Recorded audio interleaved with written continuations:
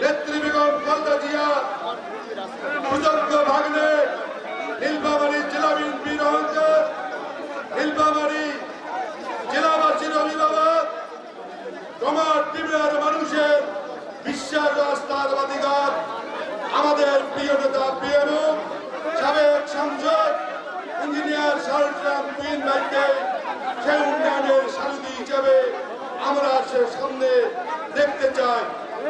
আজকের এই বিজয় মিছিলে তুহিন ভাইয়ের সাথে আমাদের জাতীয়তাবাদী দল বিএনপি পরিবারের সাথে ত্রিপুরাবাসী একাত্মতা ঘোষণা করে আজকের এই বিজয় র্যালি উৎসব উদ্দীপনার মধ্য দিয়ে পালন করেছে।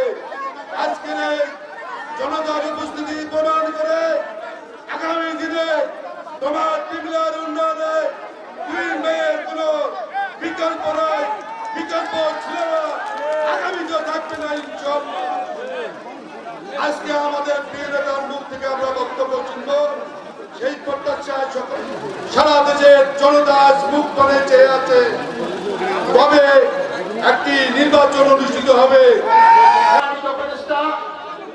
সাবেক সভাপতি উপজেলা বিএনপি শত শহীদের রক্তের বিনিময়ে জুলাই আগস্টের ছাত্র জনতার বিপ্লবে এই জালেম সরকারকে বাংলাদেশের মাটি থেকে চিরতরে উৎখাত করতে পেরেছে ইনশাআল্লাহ।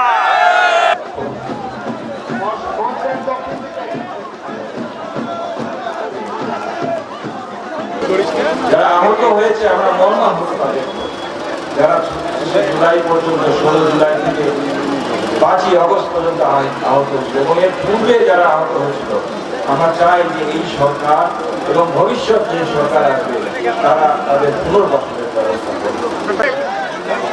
এটা বাংলাদেশের জন্য, গোটা পৃথিবীর মানুষের জন্য এই যুগে একটা উৎকৃষ্ট উদাহরণ হয়ে থাকবে, নিকৃষ্ট উদাহরণ হয়ে থাকবে। কারণ মানুষ অত্যাচার করতে পারে, মানুষ অন্যায় করতে পারে, কিন্তু সবকিছুর একটা সীমা, এই সীমা লঙ্ঘন করতে করতে এমন অবস্থায় গিয়েছিল যে আপনারা জানেন 5ই আগস্ট এবং তার কিছুদিন আগে আল্লাহর রহমত ছিল জন্য ছোট ছোট বাচ্চারা অকাতরে প্রাণ দিয়েছে। তারা রাস্তায় নেমে এসেছিল, তারা হাত উজাড় করে দিয়েছিল, তারা বলেছিল গুলি করো।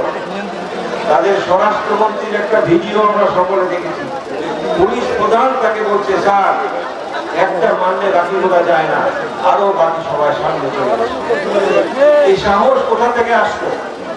এই সাহস উপর আল্লাহ প্রদত্ত, এই সাহস আল্লাহর কাছ থেকে প্রদত্ত, যার জন্য ওই বাচ্চারা, আমাদের বাচ্চার বয়সী যারা, তারা সেখানে দলে দলে হাজারে হাজারে লাখে লাখে সেই বাচ্চাদের সেই সাহসে বলিয়ান হয়ে তার বড় ভাই, তার মা বাবারা গেছে, তারপরে সমগ্র দেশবাসী একেবারে কেউ তখন জানেন ভয় করে নাই। আপনারা ঢাকা শহরের ইতিহাস জানেন, আপনারা বিভিন্ন অন্যান্য শহরের শহরের ইতিহাস জানেন। আলহামদুলিল্লাহ আমরা এই পরিবর্তনটা পেয়েছি, এটা এদেশের সকল মানুষের জন্য আল্লাহর তরফ থেকে একটা বড় কথা। আজকে আমরা যেখানে দাঁড়িয়ে কথা বলছি, আজকে থেকে 1 বছর আগে নিশ্চিত আমি যে আপনাদের সেটা করার অধিকার ছিল না, আপনাদের নিজেদের অধিকারের কথা বলার সুযোগ ছিল না। আলহামদুলিল্লাহ আমরা আপনাদের কাছে শ্রমিক জনতা, ছাত্র, বিএনপি, বিরোধী দল, সকল দলের সকল মানুষের কাছে আমরা কৃতজ্ঞ।